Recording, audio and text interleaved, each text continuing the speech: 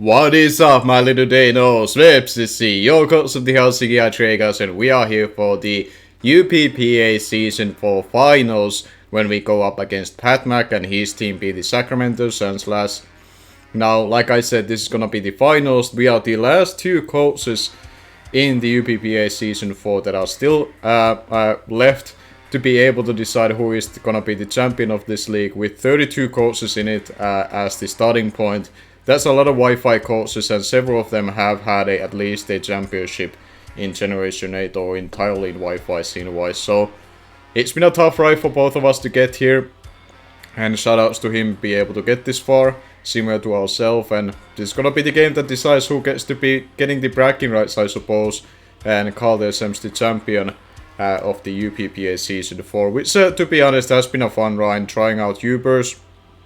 I don't know if it would be something that I would do consistently, having Ubers available, but I'm happy that I got to do one of these as an entire season in Wi-Fi scene as a whole. Or in general, I haven't done like a Ubers league start to finish at all, so this is gonna be the first one in the books, and hopefully it's gonna be the one that we remember as a season that I was able to win. But going to the matchup, we're gonna be going through my team somewhat briefly. Might take 10 minutes or a little bit less.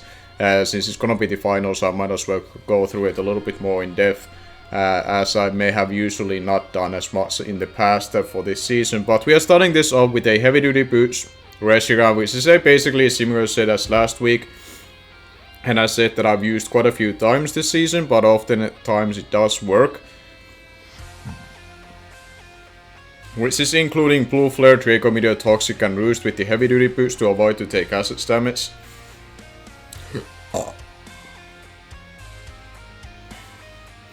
And the Toxic is there to actually cover a opposing Primarina, since both of us actually end up drafting Primarina from our divisions respectively. He comes from a different conference with 16 people in it who had their separate draft with the same amount of mons available, the same mons available than we were part of in the other side of this league. So now we are kind of having a little mirror matchup with a couple of our mons, so specifically Primarina, that both of us end up having, and that thing being Water and Fairy actually can resist our dual stab very well. So I wanted to have a Toxic dude there cover and get it rolled down, and then have Roost for the longevity. We are speed time with his Uber being the Alga, off the chance he comes into play, or if he doesn't go max speed himself timid, then we would outpace it ourselves if it comes down to it. Then we are bringing a mostly physically defensive Governor with leftovers and pressure with Brave Bird, U-turn, Defog and Roost. This is here to deal with some of the physical threats like Sneasel, Simeon, Mudsdale, Braviary, things like that that could be annoying, and this can also wall rolls rate very well as well in normal circumstances. And we have Braver to hit the things that are weak to flying from those. We have U-turn for the initiative, Defog because he has a lot of hazard setting options, and he can potentially have screens options through Clef Key as well. Besides the spikes option that he has from the Clef Key and Rolls Rate and things like that, and Cross Door as well could have spikes if it were to show up, if it's not the Shell Smash set. So having a hazard control I thought was important, and just be able to be a very solid physical and defensive answer to his physical threats that he may bring up. Then we are gonna be bringing out Choice Cup Buzzwole, a set that I've kind of liking this season, when every now and then I'm brought into games and being very effective winning condition, thanks to the Beast Boost allowing us to boost our attack once we get a knockout. And we have Close Combat, Leech Life, Ice Punch and Poison Jab. Ice Punch is there to hit the Rolls Rate harder than we would normally do with our dual stab, because it's not weak to Bug with being part poison. And we also have Poison Jab to hit the Primarina harder. Other than that, our dual stab, especially close combat, once I'm able to wear down or eliminate things like Latios, Rolls Rate and Primarina, which are the main fighting resist, but they aren't the most physically bulky naturally. If I can get rid of those and wear down Mudsdale because it has stamina ability to boost up its physical defense by 1 after sponging any kind of hit from our side, this thing can actually start snowballing. So it's gonna be a winning condition that I foresee myself relying on this game. And hopefully it's gonna work out in the way that I have kind of decided to be a late game cleaner or revenge killer. Then we are bringing a 4 attack Sheer Force Assault Vest Nidoqueen with just mainly a physical set. And the reason why I'm going mostly physical is that I wanted to be able to OHKO a max HP Primarina that I think is likely, and I don't foresee it being having too much, if any, physical bulk because I have a Reshiram on my roster. So with that, I have enough attack investment to OHKO it with Poison Jab. Then we have Earthquake as a very strong stab to hit the other things. We have Ice Punch to hit the Latios harder and the Mudstail harder. And we also have Sucker Punch to surprise the Latios and be able to potentially pick it up when it's not expecting us to do so. So that's gonna be the Nidoqueen. Assault Vest is there to help taking hits from things like the Alka, which I'm expecting to carry Thunderbolt for Primarina and Corviknight. So I wanted to have some sort of way to take that hit and pressure it back. And Earthquake will not OHKO it, or ideally it will at least 2-hit KO it, barring a Sugar Berry. But other than that, it's there to be able to take hits from that. It can take a hit from Rotom Heat when needed to. And we can proceed from there, and hopefully this thing can wear his team down by sponging hits very well and dishing bigger hits back for us. And then we are bringing our second Assault Vest user, a Primarina. That is actually gonna be a sassy nature, so ideally I outslow his Primarina and get the slow initiative on it, because this is one of my better switchings that I'm gonna be bringing for this matchup. And we are running Moonblast, Scald, Ice Beam and Flip Turn. I have Ice Beam to hit the Rose Raid as well, while at the same time I'm able to hit with the same moves things like Latios and Mudstail that would be weak to one of my stabs and could cover the Rose Raid swapping. So I figured Ice Beam over Psychic made more sense in the matchup. And then I wanted to have the Flip Turn, so ideally I can outslow the Primarina opposing side, get a slow Flip Turn and get into my Nidoqueen, for example, or something else that can pick it off from the range amount of health that it's at. And other than that, we can take hits with Assault Vest very well from things like Latios and Dialga, assuming Dialga is special. It could be mixed. We have seen him also using a Bulk Up set. That was something that Addison pointed me out when she saw the original build of this team, and which made me change my last Mons item and last move just to be able to cover the Bulk Up set from Dialga. That could be scary. And that is going to be our Zoroark, which hasn't seen a action since week 2. And now it's gonna be finally coming back, and it's gonna be holding black classes. I originally had this choice banded because low kick would have had a chance to OHKO Dialga, barring a reducing berry or having a significant amount of bulk. But based on the matchup, it may have not had so much bulk. So choice banded look appealing at first, but just be able to swap out my moves, especially utilizing Encore to kind of lock the Dialga into bulk up, seemed appealing. And why I wanted to have black classes, because most of his things I will not hit super effectively with my Dark Stab, and the Dark Stab is the one that I'm clicking most, just to be able to get rid of items with black classes boosted knockouts. And then I still have Sucker Punch that can OHKO Latios, barring significant amount of bulk or a Colbo Berry on it. And that's pretty nice. And low kick should be doing a decent amount of damage still to the Dialga, but primary is there to cover the setup from it with Encore, and then I have my Choice Scarf Buzzwole to actually outpace it and kill it with close combat, barring again like a significant amount of bulk on it that I'm not expecting, or if it happens to have Chopu Berry. But that's also nice way to have knockoff and low kick on Zoroark that can outpace it naturally to get rid of that item potentially being there. So that's gonna be the team of 6. I feel pretty good about the team. This is probably the build that I felt most comfortable going to playoff match this season.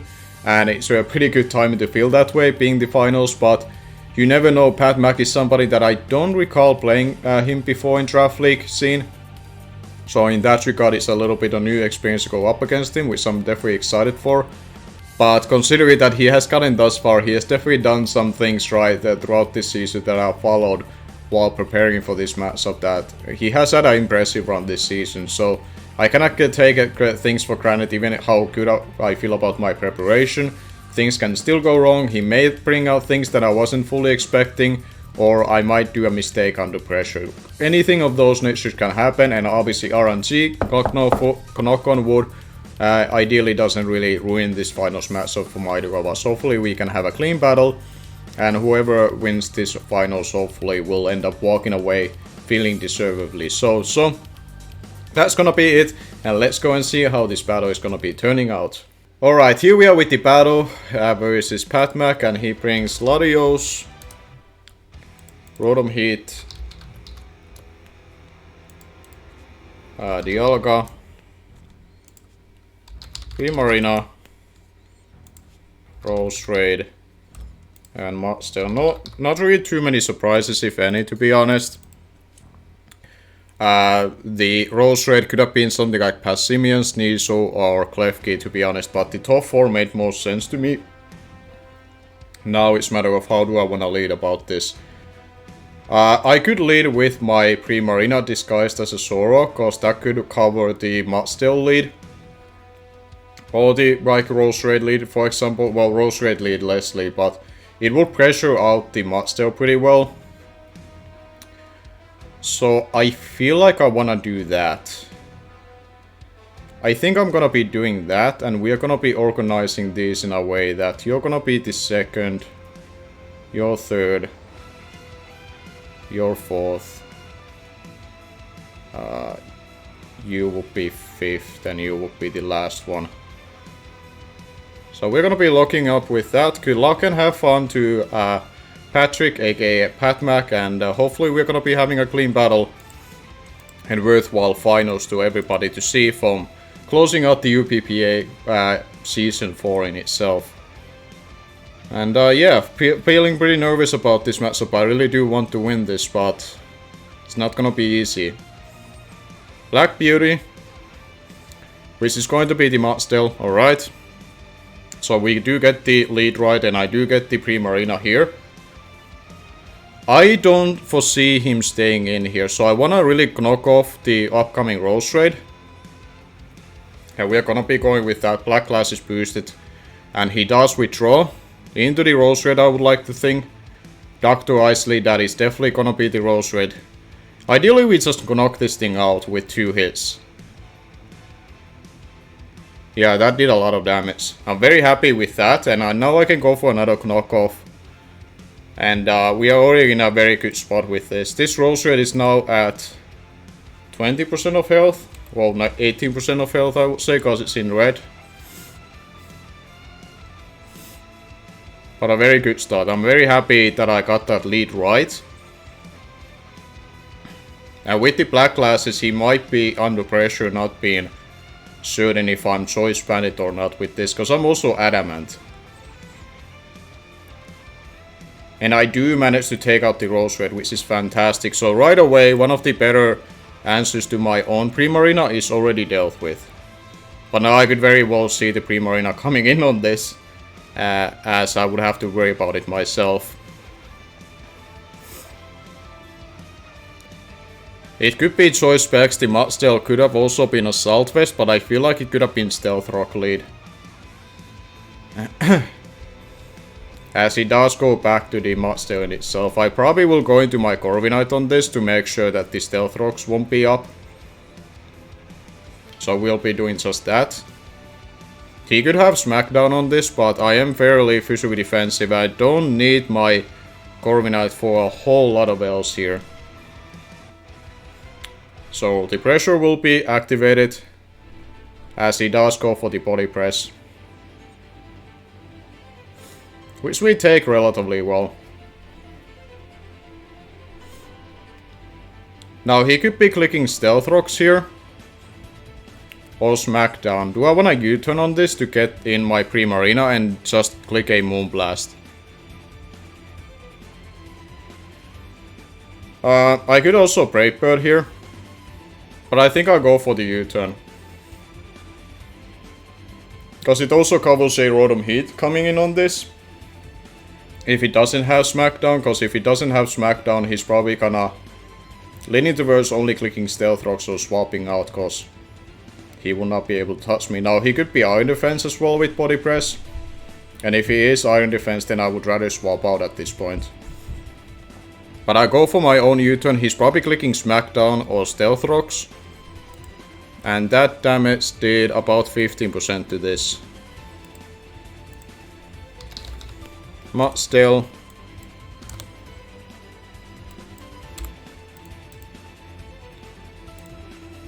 That could be especially defensive, but regardless I'll go into my Primarina here.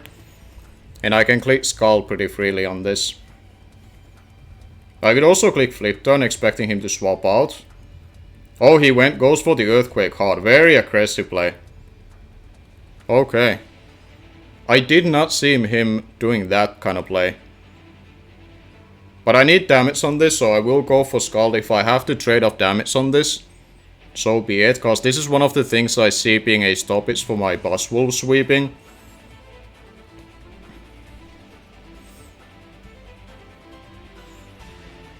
Interesting play from inside. Clicking Earthquake Raw on a Corviknight, that wasn't even a smackdown yet. I guess he was really reading the U-turn from my end. But I do go for the Scald. We could even snag a burn here, which would be pretty big.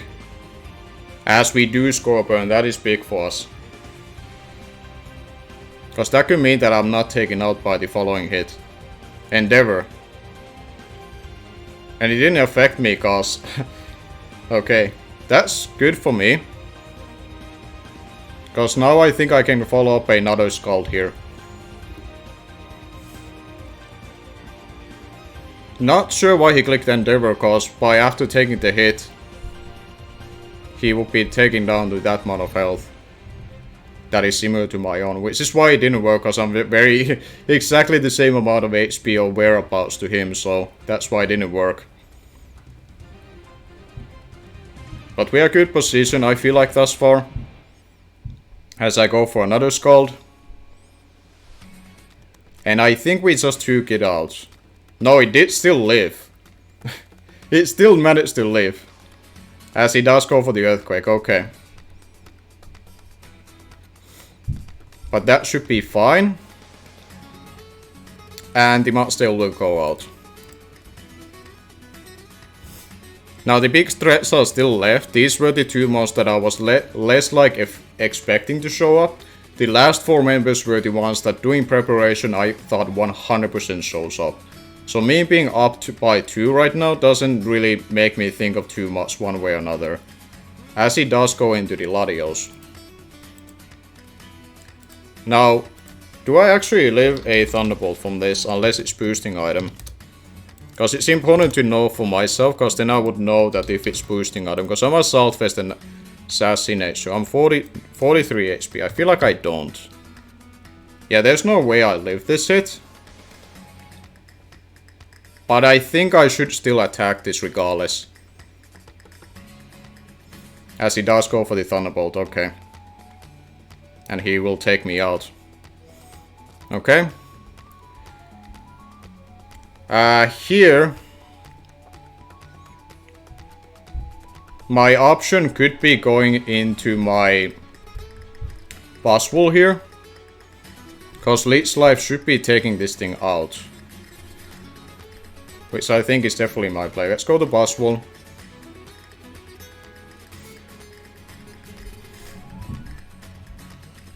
Which is some reason called as Jetfire, which is confusing to me. I don't know what happened there, to be honest. But I'm clicking Leech Life on this.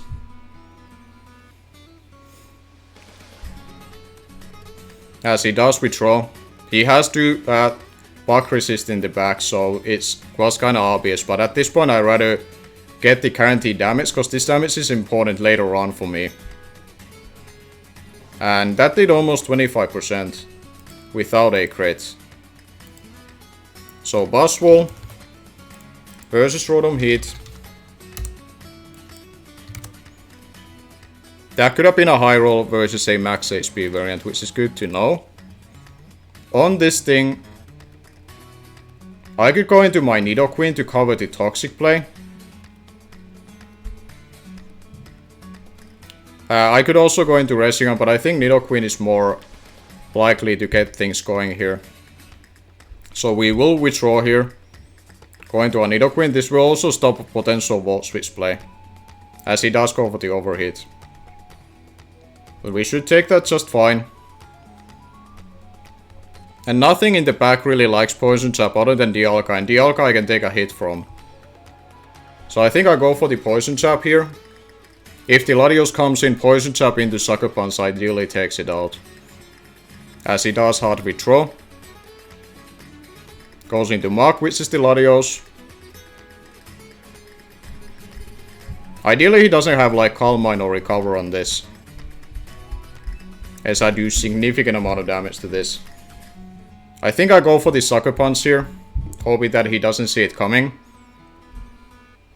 As it doesn't, and it should take out the Latios, which is very big.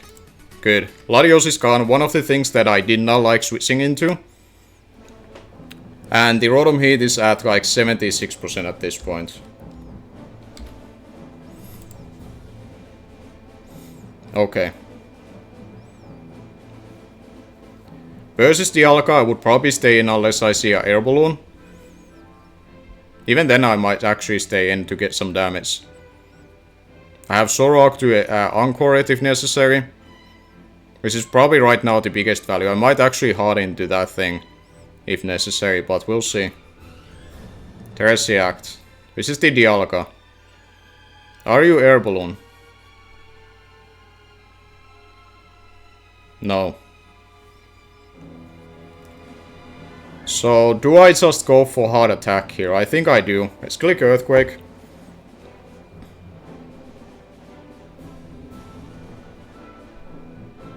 It should do a lot to you.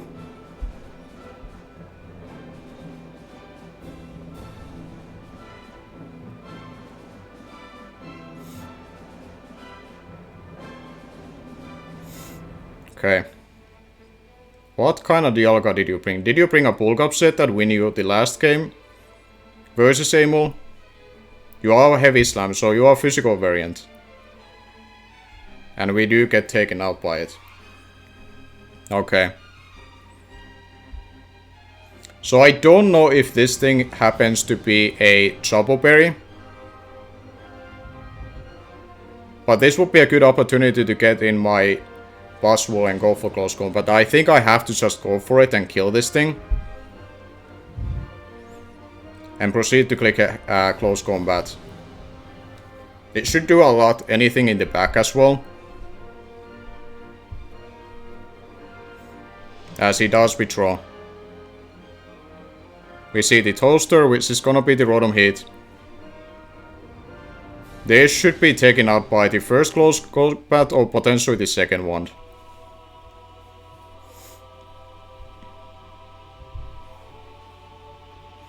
Let's go for the following one. Ideally this is not Scarf, this may have been a screw up. Okay, it wasn't Scarf. Okay. I thought for a second that maybe I should have worried about that. But thankfully it wasn't. If he goes into Primarina, I actually might go hard into my Reshiram to get it on a timer with Toxic. Even though Primarina naturally is probably here to check my Reshiram. Ariel.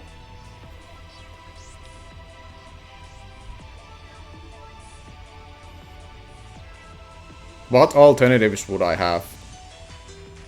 I don't think I have another alternative. I think I have to go into Reshiram and just do what it takes to win with it.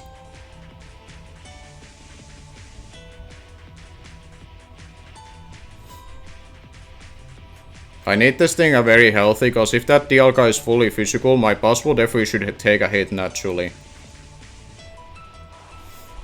But now I need my Reshiram to come in and get up a Toxic on this thing.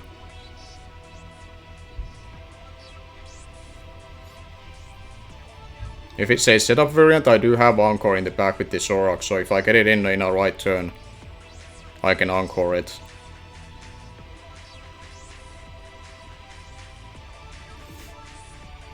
It's definitely still not over, even though we are looking pretty okay thus far. I do withdraw first, because we are naturally faster and I'm Choice Scarf. And we go into a Reshiram on this. He's probably gonna click Moonblast or Water Move.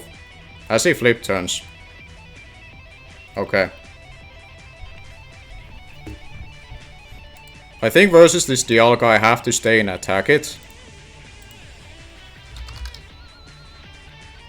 I think that's basically what I need to do. So we'll go for the Bluefer. This is potentially a speed tile unless he didn't put much speed on it, or as much as I did, because I went all the way. We're clicking Blue Flare. We do outpace it. Get up a huge damage off on it, and we snag a burn. That might seal the deal. As he does go for the Scale Shot, and he misses. Wow. Yeah, that's pretty big in itself.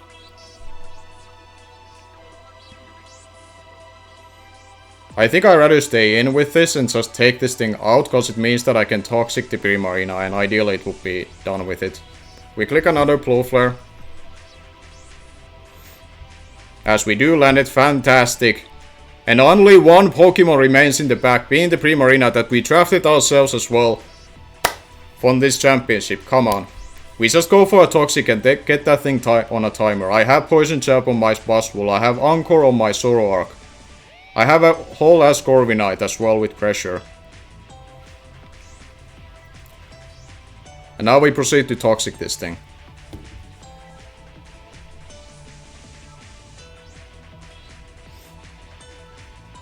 And he revealed already having a flip turn on it. We get up the Toxic, fantastic. That's important. This thing is now on a timer. So this and Corviknight can start wearing it down if necessary. He goes for a Scald. That does nothing to my Reshiram. That is my Uber that I drafted 2nd overall going to this season. That I had no idea how good Pokemon this will be. Obviously it's gonna be very good when it's a damn Uber. But my god, Reshiram, I am very happy.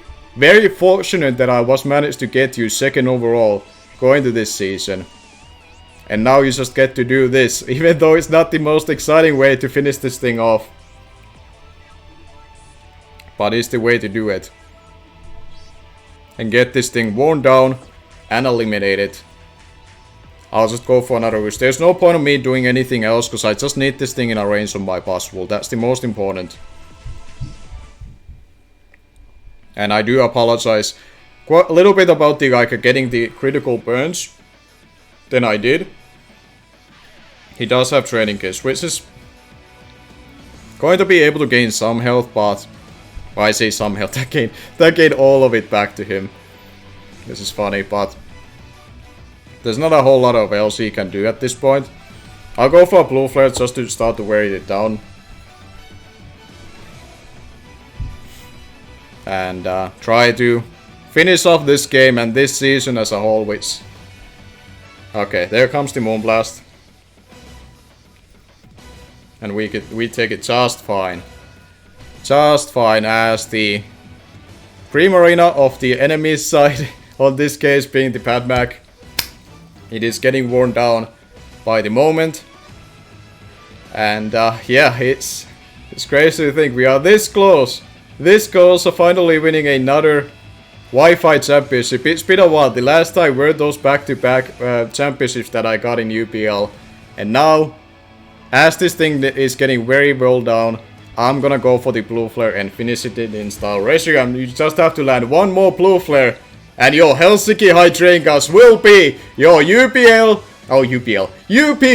Season 4 champions. Let's freaking go, as we have the same hoodie that I've been wearing sometimes on my championship battles, and this is obviously you saw it has my logo on it. Great game to Patmac. I'm sorry that I got those burns when I did. It made it a lot harder for him than it needed to, but congratulations on his fantastic season. He basically had to get into this finals, and like in a normal league with 16 coaches, you would have already granted by at that point to be the champion, but you had to go a very long, tough road for yourself to getting at this point, and honestly, either of us who gets at this point of the season and when you're in the finals, either of us could have deserved this championship. I'm very happy with the preparation that I had. He did bring a physical Dialga, so if it happened to be a bulk up set, I had the Encore there in the back. Now Scale Shot does give him the speed boost, but thanks to my Buzzwole's natural bulk, it would be able to take any one hit from it. Unless he's like packing like a Fire Blast and he crits me with it. But other than that, my Buzzwole would have always taken a hit from it. So I feel like I had a failsafe in the back with it. But it definitely made it harder for himself. But sometimes that's the luck of the draw in the Pokemon in itself. And we are the champions, my friend. No time for losers, cause we are the champions of the UPBA. That is the worst kind of karaoke singing that I could give you, but oh well, I had to let it slide over there. thank you for everybody for supporting this season. Thank you to Addison who gave me his second look on my preparation and obviously has helped me out here and there throughout this entire season as well.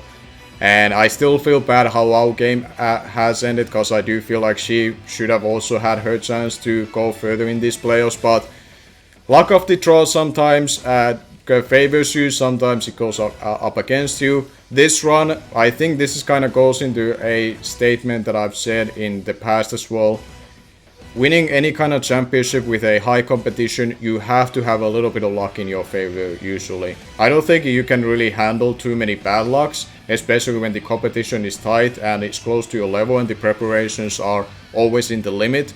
And on my case, I do think that I definitely got fortunate here and there where I needed, but I also think I had very good preparations and I had a very solid season with 8-1 and plus 24 differential. So there's mix of things that comes into draft league Pokemon when it comes to Wi-Fi scene and things that have to go in your ways. You cannot go based on luck and win a title. You cannot go throughout it with a preparation being as solid as you can.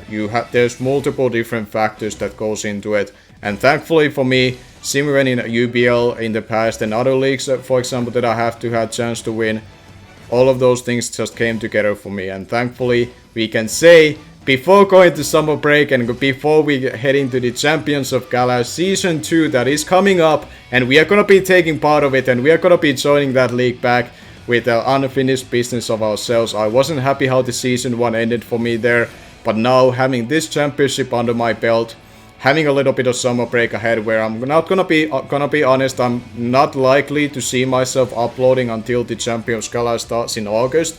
So there might be a little bit of summer break from my end to uploading side of things, but stay tuned for that for sure. I will be leaving now a screen in itself where you can see the Champions of Galar Twitter. So if you do use Twitter yourself, make sure to follow that so you know when that season is starting up. I will also leave a link to its YouTube channel as well, so you can subscribe there. And obviously subscribe here if you haven't yet, so you won't be missing out as we are heading towards the last few months of Generation 8. But now we have another title in UPBA format, first time myself doing it, and I'm happy that I can say that I'm the champion of the UPBA Season 4. Your Helsinki Hydreigons are coming back for the Champions of Galar. But until then, thank you so much for watching. Leave a like if you enjoyed this ride and subscribe if you're new so you won't be missing out the rest of the Generation 8 Wi-Fi scene that we still have left to do.